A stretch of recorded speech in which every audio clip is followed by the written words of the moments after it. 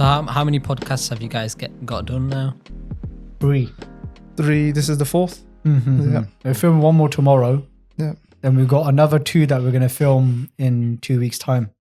Right. But have you seen our first podcast? Yeah, the one where you two are talking. Yeah. So we're not trying to make it like, obviously it's about good and not G, but it's more focused around like just topics that people can relate to, right? And we talked about weddings and just about, what other topics do you talk about? Raag Kirtan as well, right? Raag, Yeah. You guys are into Kirtan as well, right? Yeah. Yeah. Who's more, both of you or one of you? Both of us. Both of us, yeah. No. He teaches me a lot. Is it? Yeah. But we kind of, Together we do Kirtan, yeah. And how long has that been going on for then? well, I started learning music first. So I played for about, well, I've been learning since I was 7. Santoor. Actually, we should get a picture up of a santoor and show what a santoor is, because it's a beautiful instrument. It's got 100 strings on it. 100 strings? Yeah, and it was used for meditation by the Sufis. Came from the valleys of Kashmir. And then it was slowly brought to the Indian classical music sphere by my teacher's teacher, actually. And then from there, you know, I've been privileged to actually learn under his teaching for the last 15 years. You learned from Ustad Harbhajan Singh? Ustad Harjinder Pal Singh. Harjinder Pal Singh. So he's another Ustad. Yeah. He came around the same time. Yeah. And he's just been here ever since. Yeah. So then from there, kind of understanding the fundamentals of Raag, Tal, Sur, then kind of leaning it towards utilizing those skills for Kirtan. Yeah. And then Ustadji also, he came from Baini Sahib, so he actually learned a lot of Kirtan. Yeah. So we asked him, like, you know, whatever you've learned or whatever you've picked up, I know you don't class yourself as a Kirtan teacher, but whatever you've picked up, just teach us it. And we really want to learn off you. Yeah. And so he has done that. Yeah. And then through the COVID period, we haven't actually managed to have face-to-face lessons or any interactions, but you know, hopefully not we'll get online. that. So you don't do it online right now? No. Okay. Yeah, it's very hard to learn from online, especially to learn Kirtan. There's so many aspects to Kirtan. This is very difficult. So what instruments do you know then? It's just So I play Darshanai. Yeah, so I'm only he's the vocalist, I'd say, and I just accompany. Yeah, so he just teaches me as much as we all want to learn how to sing. So at home, we all try sing, you know, as out of tune as it is. Gotta try. Kind of, Sirrjan is like the accompanist, and I suppose because I've been singing longer, maybe my voice is a little bit better than Sirrjan's, a little bit more practiced. It's hard when somebody's better than you sat right next to you, like, I don't really want to sing. But you know that whole traditional like teacher-student relationship, it's not really that common nowadays, you know? No. In terms of like the way you said to your Ustad, you like, just teach me everything. And you probably had to like sacrifice like all your time, how much of the hours you had to do with them. Yeah, I mean,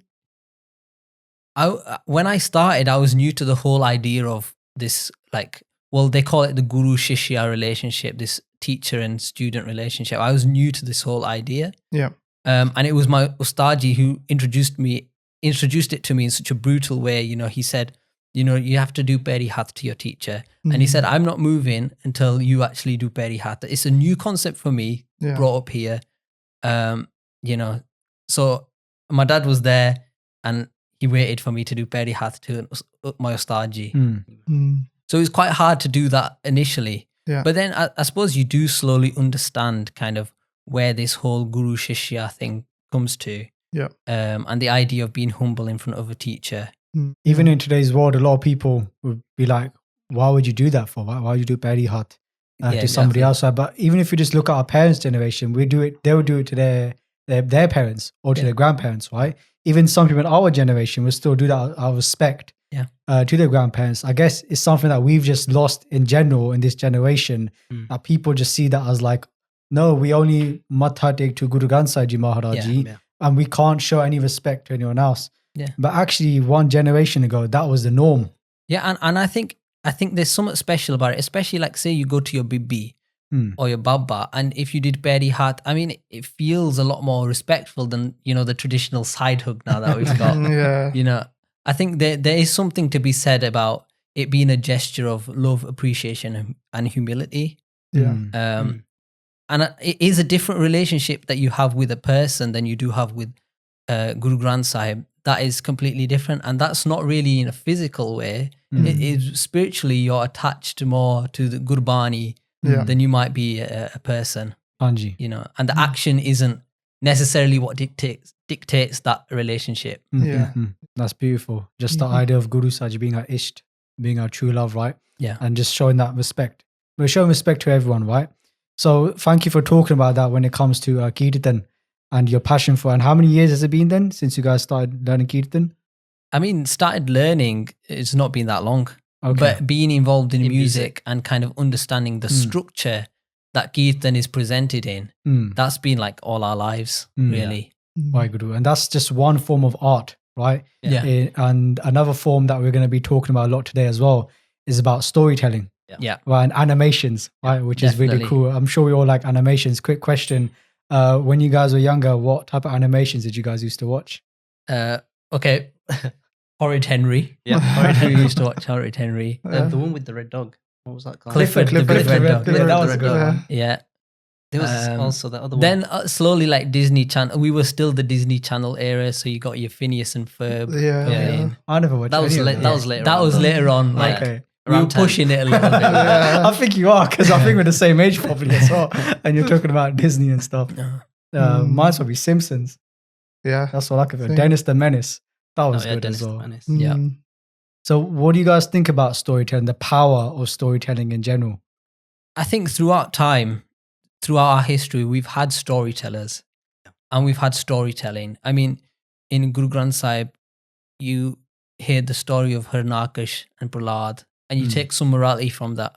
Bhai Gurdas Ji, he mentions a story of, it's one of the shabds actually we learn in, so that's why actually I remember it. So the story of Sukh Harichand and his wife Tara.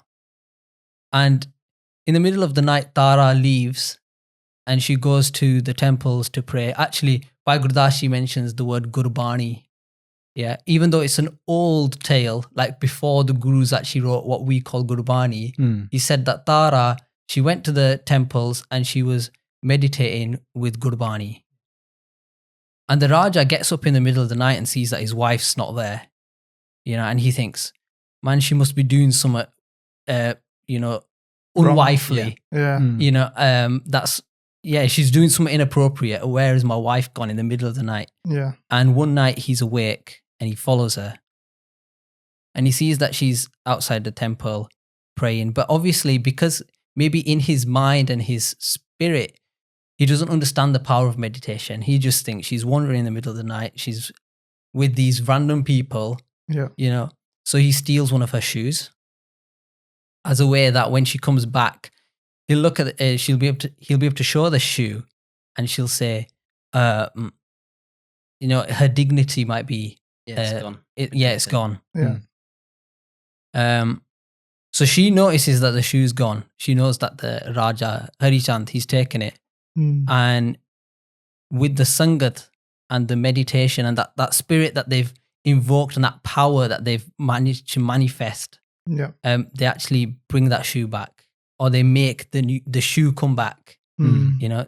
And that's kind of symbolic of like her dignity was there because the Sangat manifested that her dignity was still there. So she walked back with both her shoes. The Raja looks shocked, like, I stole that shoe, it's still there, you know.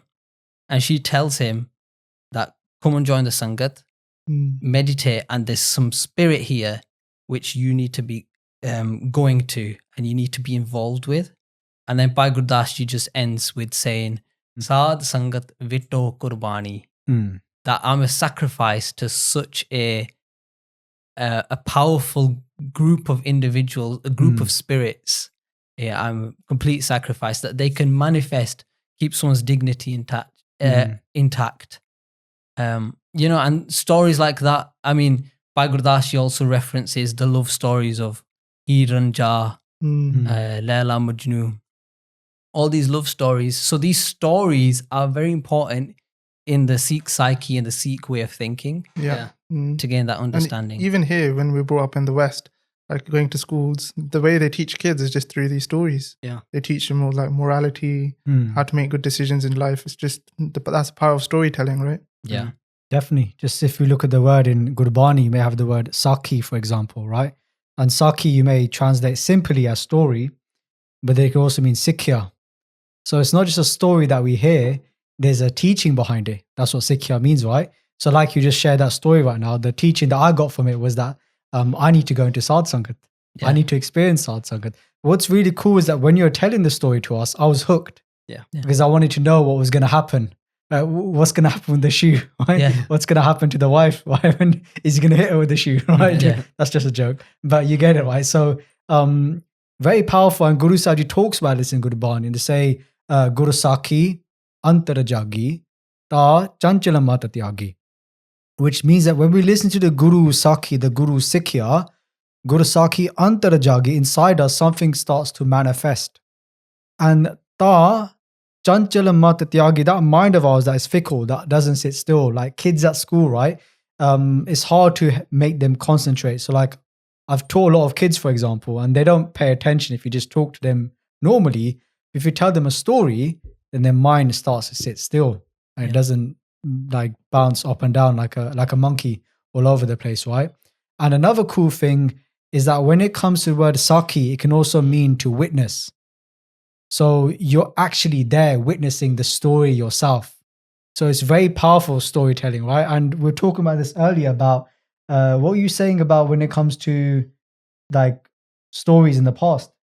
How they used to tell stories. Like there was the cavemen and stuff like that, right? They used to tell stories in the... Yeah, so like visually, people have been telling stories as a way to like pass on information for thousands of years. And like even scientists now, when archaeologists have discovered cave paintings and stuff from like 30,000 BC, and they've found in the cave there's a story that someone's drawn, these cavemen have drawn on the thing. So this type of visual storytelling has been around for so long. And it's like the way, if you think of how we've evolved, that's the way that we understand and process information. Yeah. So that's why it's so important nowadays, like the stuff you guys are doing in terms of the animation. Yeah. No? We were talking about this on the way here, that there's different levels of storytelling. So that there's the oral tradition of sharing stories, but all the visual experience, and how something historical can sometimes be best told orally rather than visually. Yeah. Because like you lose the historical aspects if you try and, like, let's say you try to animate something that happened. It's more difficult than if you try to say that orally and somebody could just experience that in their head and re-envision what happened. Yeah. So say you talk about like Bhai Babak Rababi was a famous Rababi during Guru Har Gobind's time. And he was both a Rababi and a warrior. You know, he'd go in and out of battle with the Rabab strapped to his back. No way. Yeah. Like serious legend Crazy guy guy. that we actually don't know much about. But it's much easier now that you've pictured him in your brain than say I tried to animate it and tried to put a Rabab on his back. What weapons is he carrying? How old was he? Yeah. You know, you can imagine that, and you can let the spirit of Bhai Babak is in your mind. And that's what really matters with storytelling. That is that spirit passed on. Yeah. And me just mentioning about Bhai Babak in those 1-2 sentences, that has more of an effect than say I tried to animate it and, you know, you have more of connection already. And from those paintings, it went to we talk about the oral tradition, then written tradition, right? We actually writing things down. And even now in our Guru Kars, we have like Katha, and it's all through poetry. And the person that is sitting there can then imagine it in their head. And like, for example, we talk about Kavi Santokh Singh Ji a lot, Mahakavi Santokh Singh Ji, and how they were able to paint such a clear picture in our mind of the history that was taking place at that time. So that's just another interesting point that goes with that as well. Yeah, I mean, with the Surya Prakash, Anji. what we're kind of picking up in this generation is I never read Surya Prakash, but the way I'm actually learning about Surya Prakash is through listening to another podcast, the Surya podcast, which is actually a fantastic way. Again, it's an oral way of telling the story. You know, just to picture it in your mind and have it. Like I fell in love with Guru Har Gobind, listening to the stories of Guru Har Gobind. Vaheguru. You know, to think such an amazing spirit, amazing character you know, that we were blessed, you know, to kind of be of their teachings and, you know, be their people, essentially. And like in this generation now, it's kind of gone full circle when I was reading about it, that now it's almost gone back to that visual side. Yeah. From like the cave painting. So now in the digital era, which started in the 1900s sometime, and now we've got everything digital. But what's cool now in one respect is that we've got the visual, we've got the all as well. Yeah. So like your animation, the work, I saw the little short clip that you got on a YouTube page, and it's like both of them put together. And maybe that's more powerful than just having one. I'm not saying it is, but it's definitely got a different effect to it, right? Definitely. I mean, that's kind of what we want to kind of achieve, is what type of fiction is appropriate to animate, especially trying to kind of keep that Sikhi lens or that spirit alive. And so we've gone for complete fiction. Like, there's no human characters, there's no basis in history. It's just this morality which, you know, is talked about in Gurbani, is talked about through the Shaheeds by Jaswant Singh Khalra, kind of inspired us to make this animation. And how do we utilize the skills of like visual, so like animation, how do we utilize animation to help us get that moral across? You know, when you talk about fictional writing, because we were talking about this earlier as well, what do you, obviously somebody could say that fictional writing, it's can you just explain that first of all? What is fictional writing, and is this the future? So fictional writing is writing which is not based on history or based on fact. Yeah. So when it's not based on a fact, the writer or the storyteller has this creative license to kind of push whichever message or whichever ideology forward. So that there does have to be like, there is some kind of line. That's what I was trying to get to. That you have to get to, which is, where does fiction and non-fiction, what is that line? Yeah, and how much non-fiction can I put into my fiction story? You know, by Veer Singh, he wrote Sundri, which is a story about a woman that was called Sundri, that was taken by the Mughal forces, and eventually she became a warrior herself. And it talks about the valor of the Khalsa at the time, saving the dignity of Sundri. I mean, and that's been actually animated. I remember as a kid watching Sundri. It was made by Vismad Productions, I think. Yeah. But again, kind of looking through a Sikhi lens, I'm not sure where it fits for me. And I'm not sure if it kind of crossed that line between non-fiction and fiction. And especially with the animation, like, what type of research have you put in to describe the Khalsa or how a member of the Khalsa looked? Yeah. And what kind of attitudes are you putting on the Mughals? What attitudes are you putting on Sundari before she was taken, after she was taken? All of this, there is that line which kind of needs to be discussed. And so with our story, Rue, we've made sure that that line can't be crossed. Yeah. You know, we've completely fictionized it, but that message is still pushed across. We also had the discussion that if something's fiction, it almost seems like whatever the moral is, that it's an achievable goal. So if you have a work of non-fiction, like a story of the Gurus, for example, it feels like it's not an achievable goal. So the Gurus were such amazing people that I can't possibly be like them. But if you put that into a character and say, this is what that character achieves on this journey, that I can actually achieve that. Wow. So it's what we want to get with this film is that the person that's watching it can see themselves. But when you watch something historical, it's very difficult to have that. And what was it that made you guys choose like this particular story by Jaswant Singh Khalra, this analogy that he gives? I think with Bhai Jaswant Singh Khalra, his last speech is very famous. And in the beginning of his last speech, he talks about this fable about when darkness came first to the land. You know, the darkness is impenetrable. It's just everywhere, you know, and people were worried, like, the sun's gone. What are we going to do? I don't understand what's happening, you know, and this darkness feels like such a massive enemy. how are we going to ever defeat it? And Bhai Jaswant Singh Khalra message is that just one little bit of light, one lamp can defeat that darkness around themselves. And if you can pass that on and another diva lights up and another diva lights up, that darkness is dispelled. Powerful story. It's such a powerful story, and it's such a small story that we felt this is both an achievable goal in the sense of making the animation. It's a very good moral. It's a tribute to an amazing Shaheed. And, it just felt like that was what we were meant to do.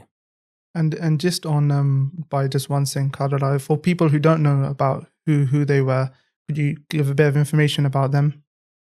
Yeah, so Bhai Jaswant Singh Khalra was a human rights activist. And he exposed some human rights violations in Punjab, where they abducted thousands of innocent Sikhs. And what he did was he couldn't really find any evidence where they had gone. Yeah, and he kind of searched, and people's parents were worried, where's my kid gone? And the excuses that the authorities said was, well, they've clearly gone abroad. They've clearly just gone and got jobs and they're just kind of living abroad. I mean, who just goes like that, right? So it was clearly a lie what was happening. Yeah. And what Bhai Jaswant Singh Khalra found out was that in the cremation grounds, they actually write, who is this wood that we're going to cremate this body? Who's it going to be used for? Who are they? What is their name? Yeah. Which bin did they come from? Who were their parents? The whole thing is written, And when they matched up to the people who have disappeared, it fit perfect. Yeah. So like the police encounters, they tried to push all this stuff under the carpet. But then by doing this quite dangerous research, going to these places and actually finding the names, he managed to expose the whole system. Anji. Bhai Sabji is very based upon facts as well, right? Because he knew that if you want to get this message across to the right people, you have to give them facts. So that was one clever way that they did that, right? Yeah. They went and they could work out that how much you have to use a specific amount of firewood to cremate a body. Yeah. And even if they didn't have any of the documents, they knew that this firewood was given, and the people at the cremation grounds would say that 8 to 10 bodies would come and they'd just be dropped off. Yeah. So definitely, just when it came to abductions, kidnaps that were taking place at the time, this is during the 1980s and 1990s, right? A big time in Sikh history, recent Sikh history, when we talk about like the attacks on Sri Harmandir Sahib. And I don't know if you guys have checked out Insaf, the website, and they actually have like some data on that as well across the whole of Punjab. And what was quite shocking to see that it wasn't just like middle-aged Singhs, for example, right? They were old women, our mothers, right? Even young children as well, right? Majority was in this age range, you could say. And there was people that weren't even Sikh. Yes. That just looked like Sikh. They had dari case, essentially. That's it. And because they looked a certain way, they were abducted. So it was clearly targeted against a certain group of people looking a certain way. Definitely. And what Jaswant Singh Khalra, what he found was that in one cremation ground, there was like 6,000 named people who were disappeared. And he checked like 3 of them in one district of Amritsar. And if you extrapolate that to the whole of Punjab, the number was in the thousands of people that were disappeared and clearly illegally cremated. Anji. And I was listening to a interview with Bhai Saab's daughter, Bibi Navkiran Kaurji, I think her name is. And she would just talk about how they faced struggles by even going to the families, because a lot of them wouldn't speak out. They were scared. They were scared. And if their child was still alive, by them speaking out, they thought that would lead to their death. Yep. Then, of course, the courts wouldn't listen. That's why they took it abroad. And I didn't even realize that they actually came to the UK. I think it was 1990 or 1992. They were actually living in the UK and doing the activism from here because of family pressure. But then they weren't happy with what was going on here, the Prachar, for activism, right? So they went back to Punjab, even though they knew the risk of what was going to happen, even before the whole speech of KPS Gill, which you guys might have heard about, when they basically threatened by Jaswant Singh. He said that you're looking for all these names of people that have, you know, passed away or been kidnapped or abducted, but you might as well basically add your own name to that list, right? Yeah. But to still continue on for all of that, right? And it links back to that light in the darkness, right? It is Hanera everywhere, but that's it. Yeah, they carry on. I mean, in Jaswant Singh Khalra's last speech, he talks about a great gift given by the Guru, a great gift that no one can take away, and that gift being shahadat, and that idea of being a sacrifice. And I think when he talks about that in that speech, we watch it so often. It's really hard hitting because you know what he did. You know that he's talking about Shahidi, and then he goes himself. He was ready. He was ready. Like he knew what was going to happen. Yeah, he did. Which is why, in my mind, he was like such an amazing figure that he knew and he did. Yeah, definitely. You know, and he challenged that darkness. He had enough courage just to go back. Yeah. And just to add to that point about challenging and knowing that he didn't shy away from it. And even his family, he didn't keep them away from it as well. So like his daughter talks about how she would go to conferences with her father at just the age of 10 years old.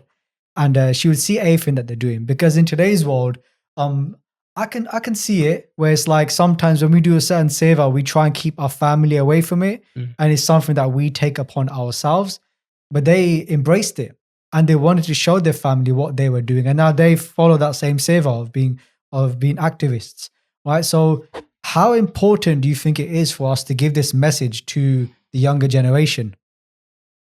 Just the message of Sikh history.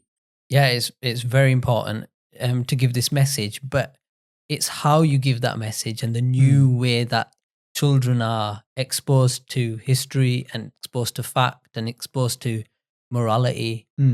It's the kind of mediums that really matter. Changed. Like you said, that when you sit a kid down and you say a story, they are suddenly interested. So pushing that through animation, it just becomes a whole different thing. Yeah. You can just increase the level to crazy level. Definitely. Yeah. Just when it came to like the Jada Sahibzade. Yeah. I think, correct me if I'm wrong, but that was probably one of the biggest animations that we probably had in the Sikh community, right? Obviously there's been more beforehand, but like taking it to that next level, especially for me when I came into Sikhi, it was mainly through like Jada Sahibzade, right? So like with the work that you guys are doing going forward, it's really reaching out to that audience. And something interesting I heard as well was that we don't actually have like an animation or something for our kids based upon like the 1984 attacks, right? We've got a lot of material, and you can see today with activism, a lot of our activism is, aimed at the older generations, right? Yeah. But nothing's really aimed at the kids, telling us this is your history, this is what happened to us, right? But other faiths will do that, right? They're telling about the history and they don't shy away from it. So that's what's really powerful about what you guys are doing when it comes to animations, right? I think what we want to do is be able to facilitate that sort of conversation with children. You don't really want to expose children to the graphic side of our history, which is immensely graphic, and even till recent times, the 1980s onwards. Yeah. But what you do want to say is that we should be challenging that darkness, and that no matter how big the enemy is, because if you look at all our history, the enemy was always bigger than we were, always. But that spirit and that being, that light is what carried them forward throughout all our history, you know. And that is why when we're doing this piece of fiction work, Kuru, that because he's just a lamp, you can talk about being a lamp and you can personify that lamp to be yourself. Again, like Sirrjan said, it's an attainable goal. You know, you're not talking about a particular figure, you're talking about an idea, and the idea is in a lamp. Yeah. And just on that note, the level of animation you guys are doing as well, I know it's 3D and you're using what software is it? So we're using Unity, which is a gaming software primarily. Yeah. But it can do some really amazing animations. Yeah. And I think you've got some clips to show us. So. Yeah, I've got some clips. Yeah, we've got some clips to show you. Yeah. So there's this clip is when it gets dark and the sun is setting. I mean, all of this is still preview. as in we're still going to make it better. Yeah, we're This still is in the just- development phase. We're still in the development. This is not the final works. Yeah. So there's parts where we're kind of introducing the environment and we've got some nice fly-throughs. And there's other parts where we see the animal's reaction. And then we see Rue enter. So, and we don't want to show too much about post when Rue lights, Yeah. because that bit is amazing and magical. And we Yeah. want that to be revealed once we do the actual final showing. So of I made Yeah. a full story centered around our main character, Rue, Yeah. who is an unlit diva lamp. Yeah. And we follow his journey to establish light after the sun had set for the first time. Yeah. So it's not just his physical struggle, but his mental struggle to build up the courage to challenge that darkness. So the message we're trying to get across is that you can challenge the darkness. And it's all narrated by Jaswant Singh. No, so we used Bhai Jaswant Singh's voice for our teaser as Yeah. kind of an ode to say that he is what inspired our story, rather than taking it just on ourselves, like, oh, we've come up with this amazing concept, which is challenging the darkness. Yeah. It was kind of our tribute to him, was that Yeah. our teaser, our first bit of material that we're going to put out to the world, Yeah. was utilizing his Yeah, because voice. it's his message that we wanna carry forward. But past that, the story kind of takes a shape of its own, and is a fictional character that comes alive, a sentient diva that kind of explores his inner self, and our character Rue, he's very timid, and he's very shy, but he's also got that little curiosity streak to him. So every day he kind of goes and wanders, and he observes like how nature interacts with itself. Yeah. And through that, then when the sun sets, he kind of feels within himself that there is something he needs to do to kind of solve this darkness. yeah, he does at first feel fear. Yeah. But he has to just build up the courage to take the first step to even go out of his comfort zone to even experience that darkness. So it's not that he's in the darkness himself straight away. It's that he has to jump out of his home and experience that darkness for himself, so that he can also get rid of that darkness for everyone else. You know what's really cool is that when you guys are speaking about it, it's so clear in your mind. The whole concept, you're like bouncing off each other. Yeah. And that links to the point about having a vision. Yeah. Yeah. Like, and it seems that you guys have visualized this like right to the dot, right? So how important is it to have a vision when it comes to any project that you're doing in your life? Yeah, I mean, the first thing on our animation level, it was really difficult to get that workflow because no one's done this before, really, as a small 2-man indie animation studio. It was a Yeah. big goal. It's a big goal. It's a very big like step that we want to do. Especially in the Sikh band. Yeah, especially in the Sikh band. So the first thing in order to get the vision was a lot of discussion, a lot of talking, and a lot of changing the story. The story, if we go back to the first story, like the first time we wrote notes on it, it's completely changed. You know, Completely. at the beginning, Rue wasn't even a character. Rue was actually just a diva, and it was lit by a person and all sorts. But the story has built, and it's become its own thing. Yeah. And then the second thing was storyboarding. Sirrjan's the storyboard guy. Yeah, I really follow Sirrjan's I'm trying vision. to teach myself how to draw. So what is your role then in terms of the project? So Sirrjan is in charge of 3D modeling, 3D modeling and rigging. animation, Okay. and he's in charge of lighting, post-processing and rendering. And the Yeah. production, like the environments. Landscapes, environments. is me. Yeah. So I mean, there's a lot. We're taking on a lot ourselves, but And then on top of that, we'll try to be doing the music as well. Yeah. And I know you guys want to take this to like the next level. So that's why you're doing crowdfunding. Yeah. We're doing crowdfunding instead of going for a sole investor because this idea of Sangat involvement and this idea of everyone feeling that it's their story, we want that to be very important. Yeah. What tends to happen with like a sole investor is their creative vision is also utilized and they say, no, we want it to go this way. We want you to use sound in this way. We want to use this particular studio to do this. yeah, We want to advertise this, and we want our logo on this poster. We want to be as creative as our minds let us be. Yeah. Yeah, because and- we've got our own vision, so we just want to Yeah. see that vision come to life. Yeah. So crowdfunding is the way forward, where everyone kind of chips a little bit in and they get something back. Yeah. You know, and so there it's all in our hands to kind of push this story forward. Yeah. And what is the platform you guys are using? It's called Kickstarter. Okay. Yeah. And the beautiful thing about Kickstarter is if people pledge, it's called a pledge when you put money in. Yeah. If people put a pledge in, that money only actually leaves their account if we've reached our goal. If we've reached our minimum goal. So Okay. we've set a goal that if we get that amount, then we can actually do this. Yeah. So we can hire people to maybe help with sound, get people to help us with animation, even advertising, getting this film to people. So the methods, how do people actually watch the film? So that's another big thing that we're trying to discuss. But the thing with Kickstarter is that when you pledge, you actually get a reward as a token that thanks for supporting. Yeah. So one of our things is this lamp, this LED lamp here Yeah. that says it's hidden from me behind the shelf. Give it a look.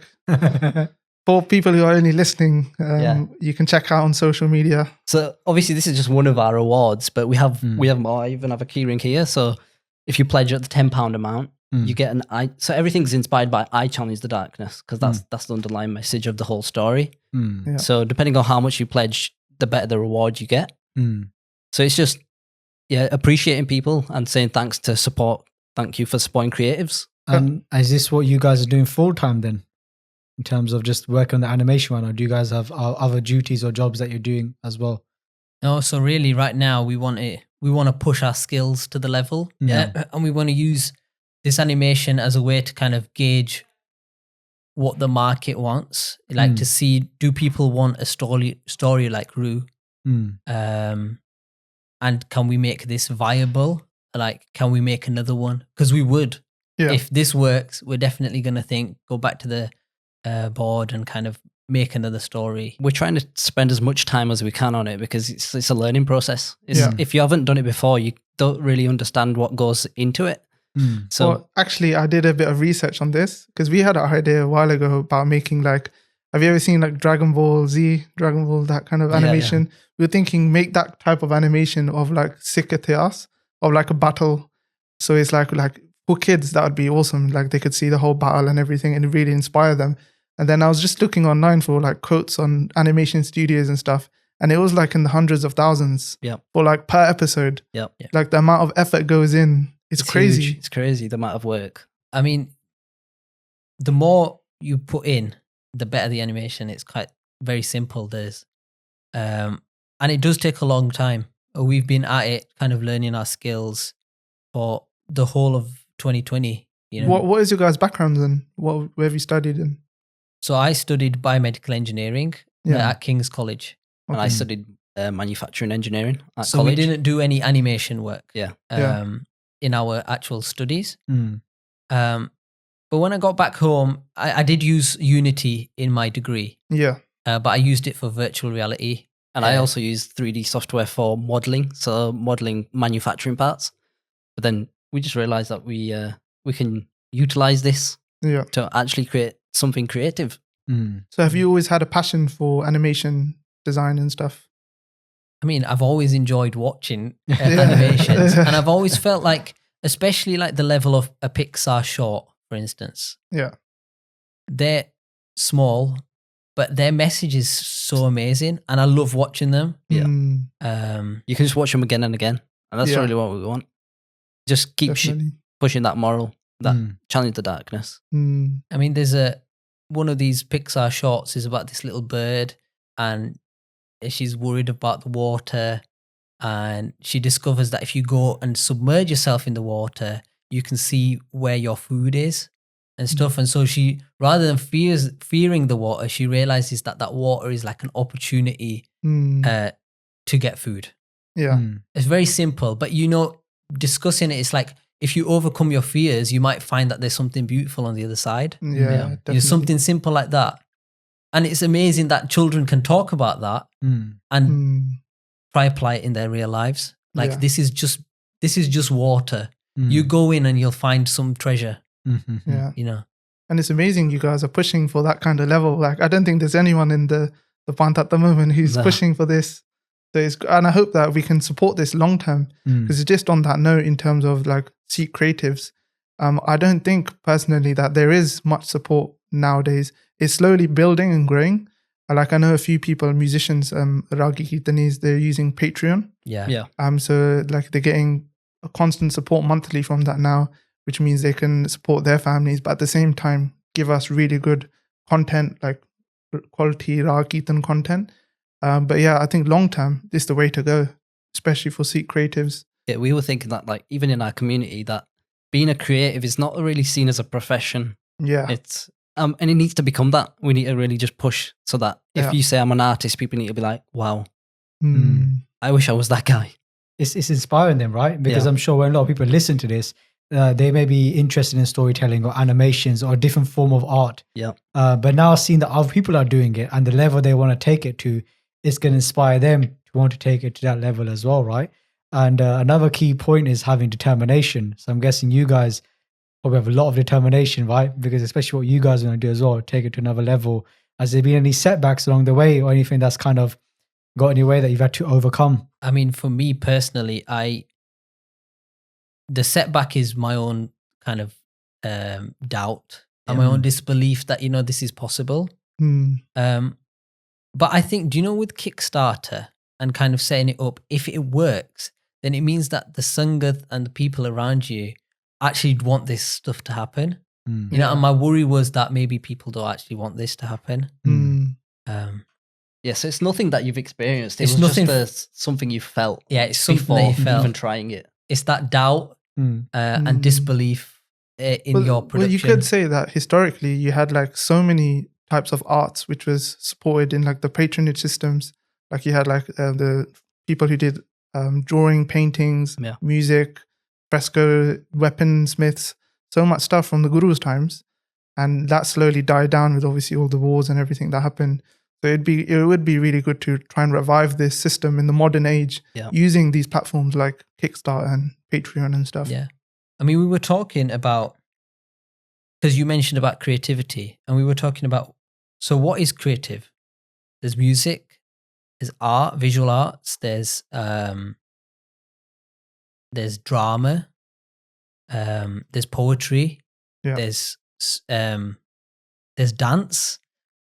There's loads of creative ways to kind of share your message. Yeah. But a new age type of creativity is gaming and film, digital art, and animation. Yeah. And the beautiful thing about animation and film is it can tie in poetry, it can tie in music, it can tie in visual arts, it can tie the other creative things in one. Altogether.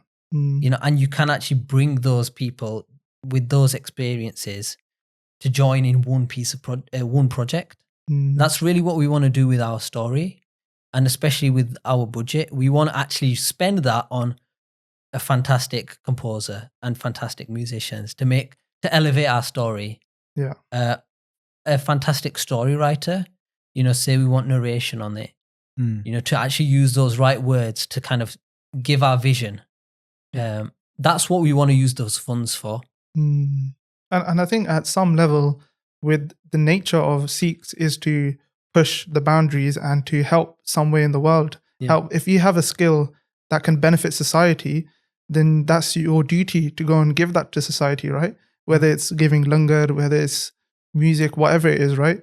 And I think that's what the Gurus taught us from Guru Nanak Dev Ji's times and up till like now. It's like you were talking about earlier about sometimes having a doubt, right? But it's like you've got that gun, you've got that quality. And just like I remember when it comes back to Bhai Sahib as well, by Jaswant Singh Ji, it was like if they didn't do it, then who else was going to do it, right? It's like you guys have that skill, and definitely you should push the boundaries and you should do it. And it's really cool that you want to support other people as well, right, who are specialized in that skill of maybe writing a script, right, when it comes to music. Because what's really nice is that within the Bant, or just within the world, everyone has a certain set of skills, a skill set, right? And we should definitely be pushing those people to use those skill set, right? And to whatever they're looking to do, let them flourish in that, right? And when it comes to Seva, it's such a important topic and an interesting topic as well, because sometimes today it's like if somebody's doing something, when we use the word Seva, we talked about this in our first podcast, that it doesn't have to involve money, or it doesn't have to involve money. You get what I mean? No. As in, like, it's not about whether money's involved or not. Yeah. Because that's where people get caught up, right? Yeah, like even with this kind of stuff. They say, is it really Seva if you're getting paid? Yeah. It's been diluted to that, hasn't it? Yeah. That's Yes. what's happened. So what's your guys' opinion on that? In order to get good work, especially in our community, you need people to actually dedicate their life to it. You know, so you want fantastic raggis, you want Gurbani to be shared to such a level that people are in anand whenever they listen to it. Yeah. And you want people to dedicate their life to present Kirtan in such a way. But how can you do that if you're thinking about how am I going to fend for my family? How am I going to get shelter, food? If you got those other worries and you have to dedicate your life to something else, There's always that worry at the back of your head. You can't just focus on that one thing.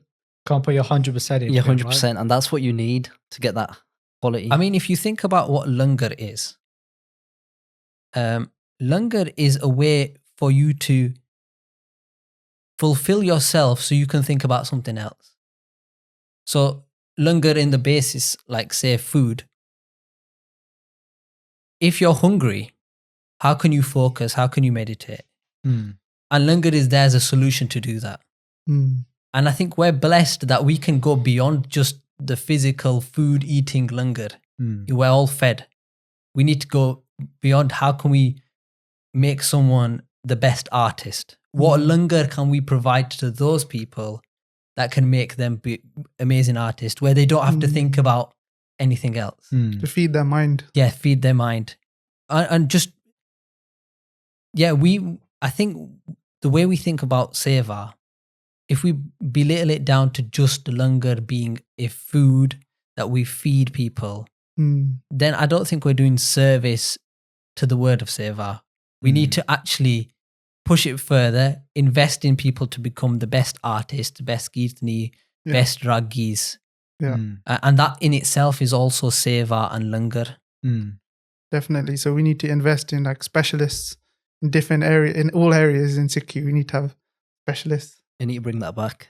Yeah. Because we were having this discussion that is our community lagging behind? So even in the creative space, it is. If we think about it. I was going to ask you that question as well. Thanks for answering it. So good. Yeah, we are lagging behind, and we really need to catch up. The media space is moving fast. Yeah. So if we can catch up now, like you guys should be making a podcast every day. If just on that point about if you just look at Kassan, for example, and if you look online on like Instagram and TikTok and all these things, and now you're seeing a lot of Sikhs or just Punjabi Sikhs posting a lot of stuff, right? Yeah. And there was poems, like a lot of people doing poems, and we posted a few poems on our page, and they got like over 40,000 shares. Yeah. Or is it shares? Was it shares? Or was it likes or something? I don't know. Views. It was views. I'm not that good with the social media stuff, but generally we don't get that many views. But now you're seeing people open up and do more creative things, and filmmakers. Like, did you see that video of when it showed like all the protests around the world, and it showed like USA, California, and it was like, Southall. I mean, from California to Southall, right?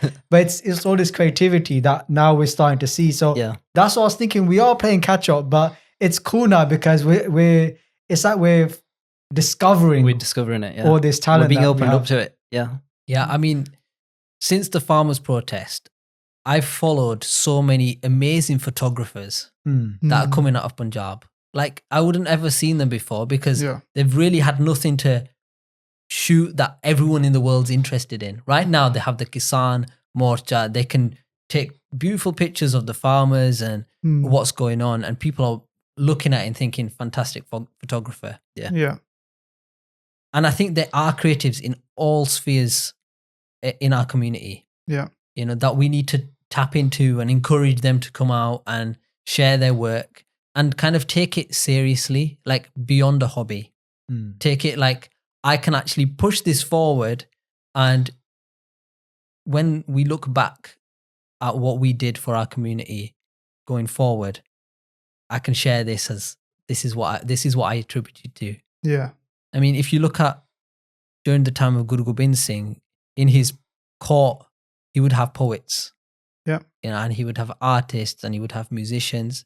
And it's their work that has kept the Sikhi and the spirit of Sikhi alive, you know, keeping creative. Yeah. And that is really what we should be doing as a community. Yeah.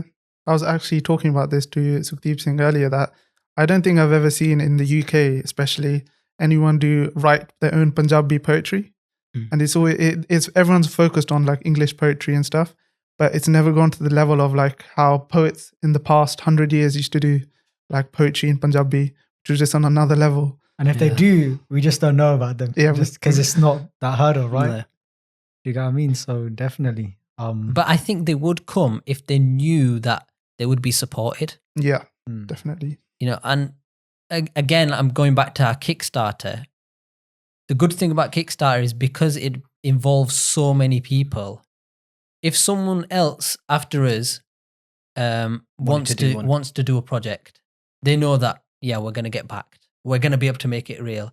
I don't need to go to a sole person with loads of money and say, can you invest in me and I'll make it through. The thing with people with a lot of money is they usually want money back. Yeah.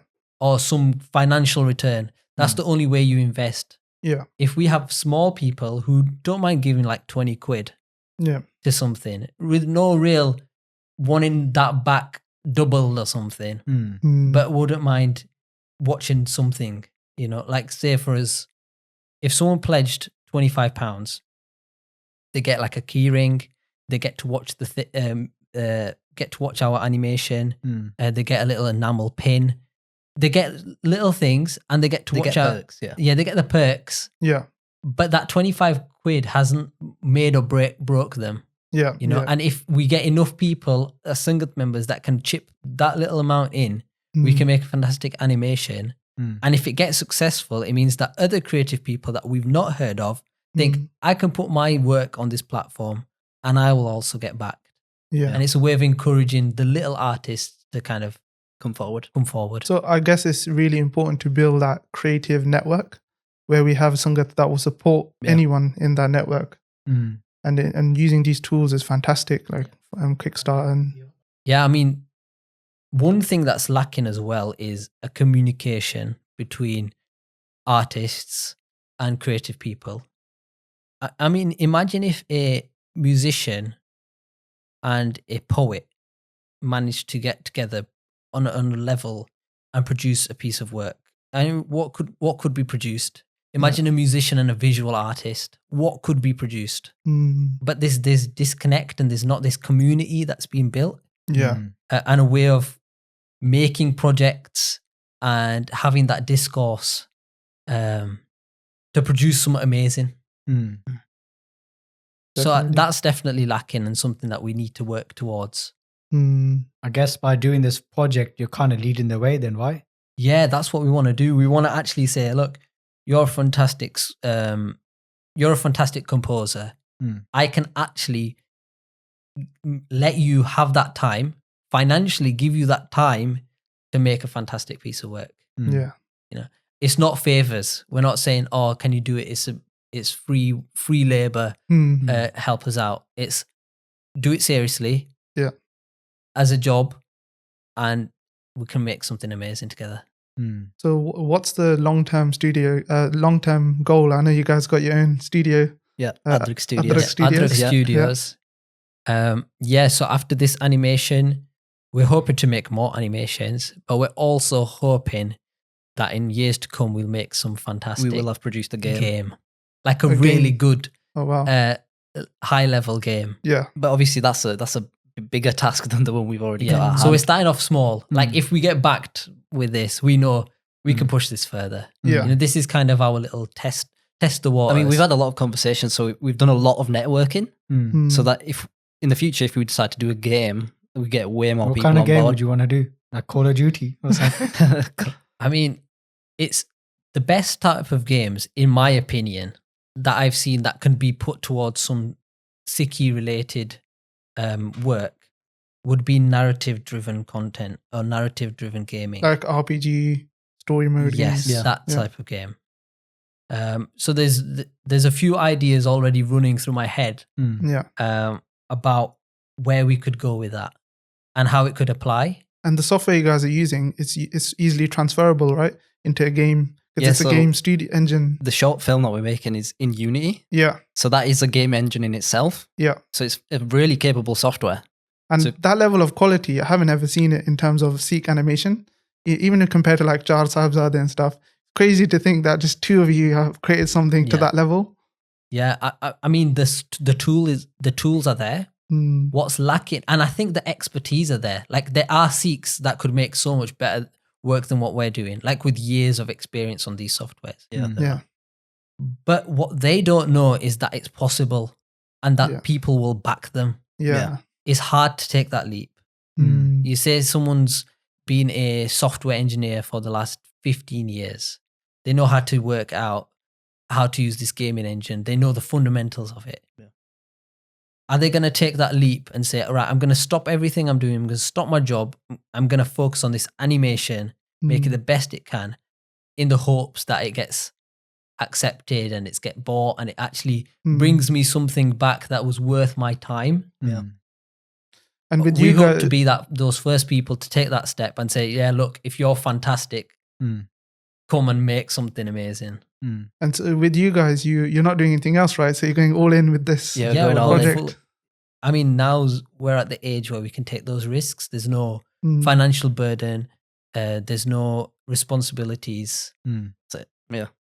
We can so we can just sit we can sit at home, have mum's karda roti and work. You know, that's great. When it comes to support and stuff like that, so what's cool is that you're going to have Sangat support the way you're doing it, right? And there's no great, like it goes back to the start of the whole conversation that we had. We talked about being a sacrifice with Sad Sangat, right? Yeah. And getting the Sad Sangat's blessing, right? So it's actually, there's no better way of doing it, right? Than having the Sangat support. So we were just talking about Bhai Jaswant Singh Ji for a long time within this podcast, and you said that was like your inspiration as well for starting the podcast. And I'm sure you guys ordered the book as well, right? Yeah, we've ordered the book. See on camera anyway, but these are available as well in English and in Punjabi. It's called after this camera, yeah.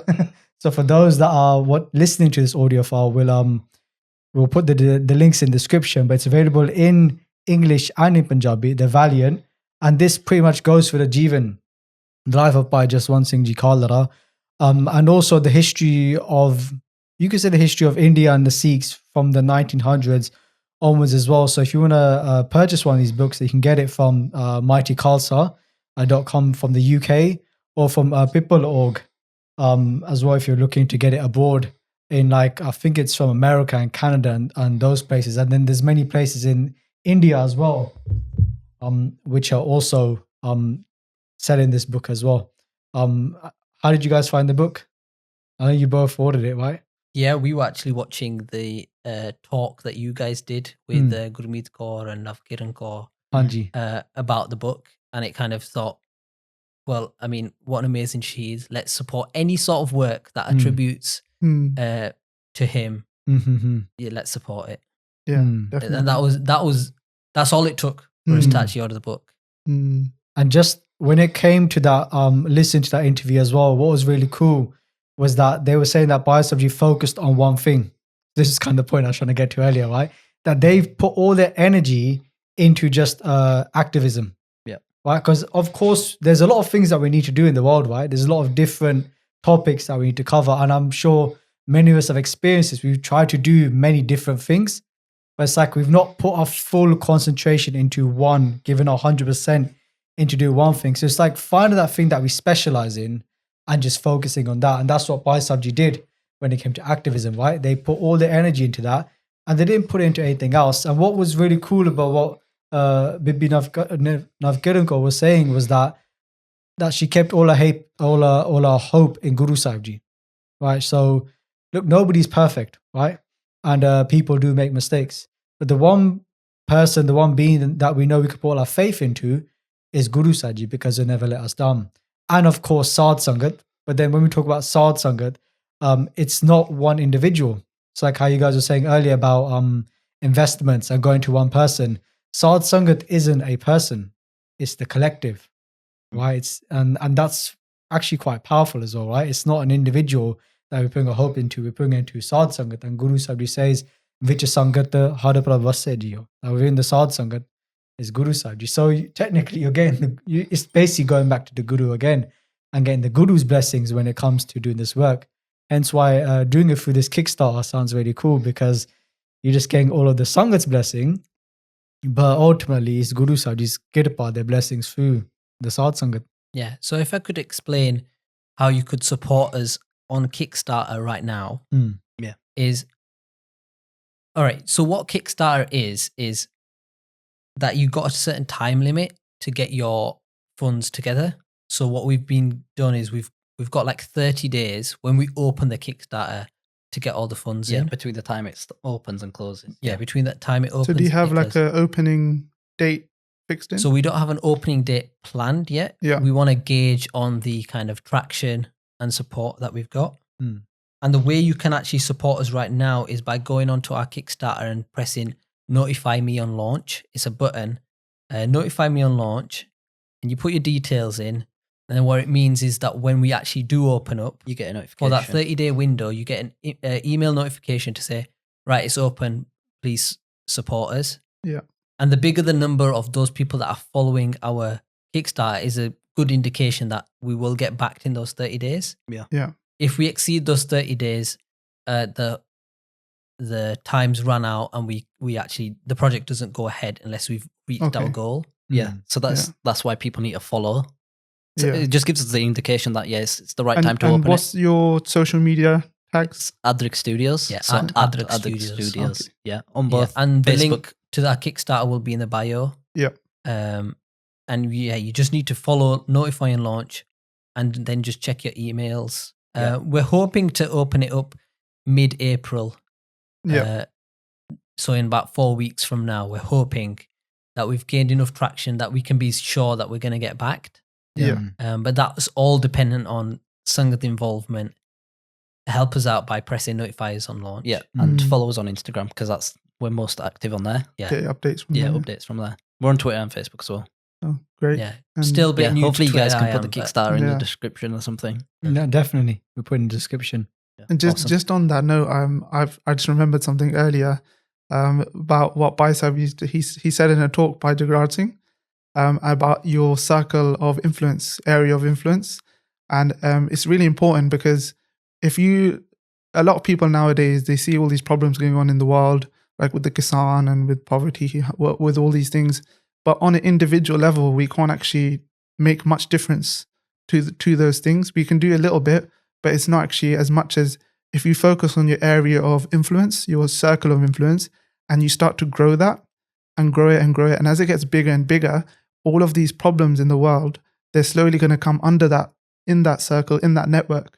And I think that's what you guys are in that stage of growth right now, where you're growing and growing. And then that's literally the story. That relates so much to her. There's that darkness and you're that one light, and you pass it on and it becomes a bigger ball of light. You've defeated a bit more darkness. And the person you've passed it on to passes it on to more. Passes it on. Yeah. It's exactly the same morality. You might as well join Roo. Yeah, man.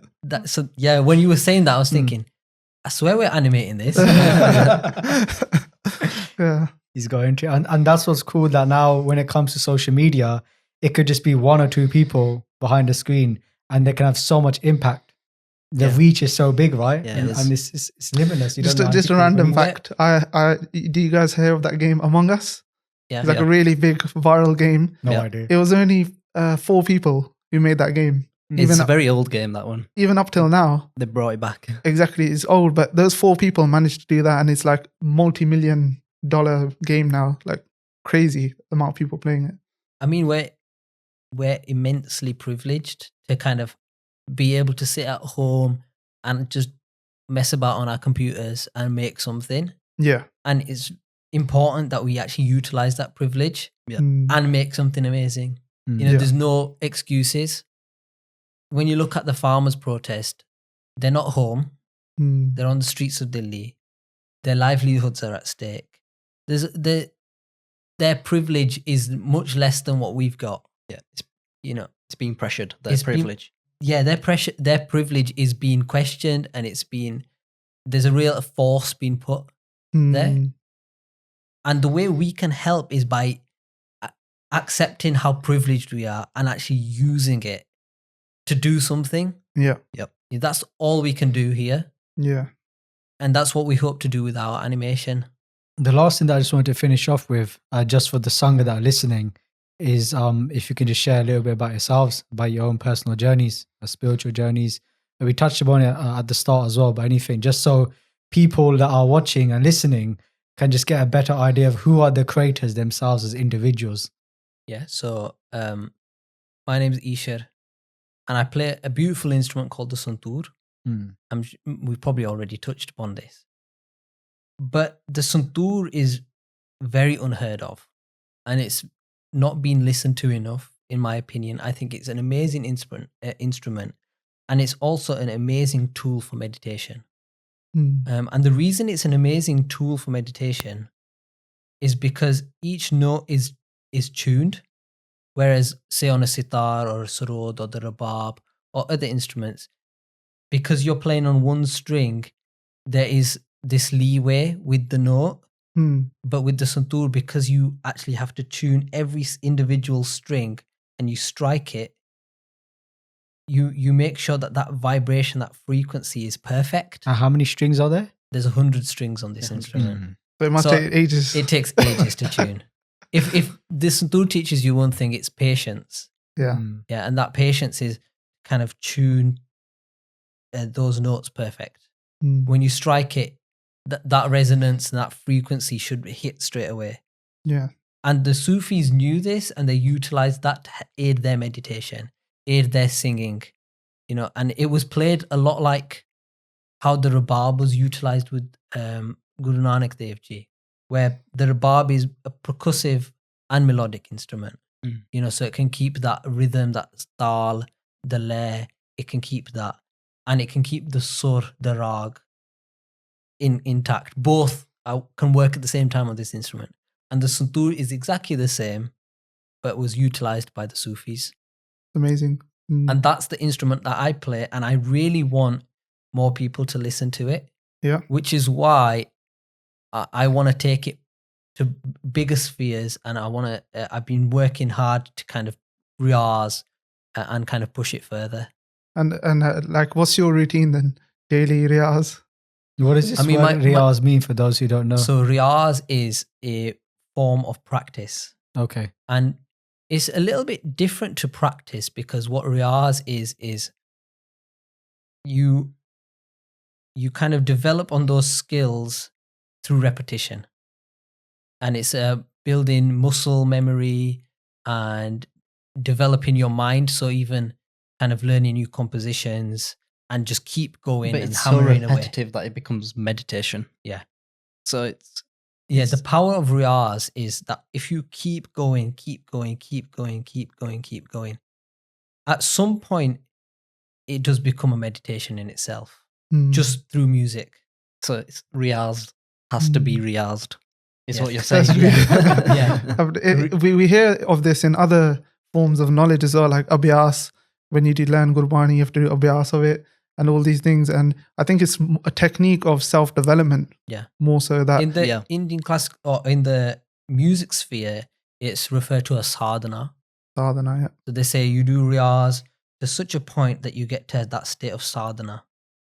And at that point, that riyaz is beyond muscle memory, and it's beyond even the instrument. It's now you and this divine spirit, which encompasses the whole of creation.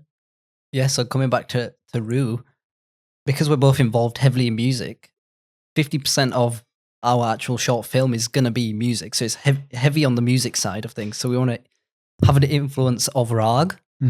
So, sorry, Vali, what do you play? I play Tarshanai and Eeshar. Oh, do you want to just explain? So how do I explain the Eeshar? Like stringed instruments, Yeah, right? so the Eeshar is a board stringed instrument. So Yeah. I mainly use it to accompany Eeshar when we do Kirtan.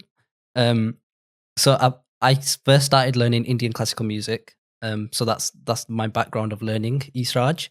But then we're trying to bring that back to Kirtan. So obviously Indian classical music is more of a performance kind of atmosphere rather than singing Bani and linking it back to Roo. 50% of the project is actually music. So it's heavy on the Raag side of things. So to get that emotion across, it is also obviously the animation is one side of it, but the Raag is super important. So what we want to do is invest in those people that have that knowledge of Raag, have that knowledge of the composition, and like, kind of emotionally guide you through that story as well. Even the idea of Raag, actually, I was thinking about this on the way. People always struggle to explain what a Raag is. So even those listeners, you might not know what Raag is. And a lot of people describe it as Raag is like this melody or this structure by which you improvise and you make compositions, and it's got a scale. It's got certain notes going up. It's got certain notes going down. It's got important notes. It's got less important notes. And this is how Raag's been described. A real textbook way of talking about a Raag. Yeah. But for a musician like myself, a Raag's so much deeper. And how do you explain that to someone that doesn't understand?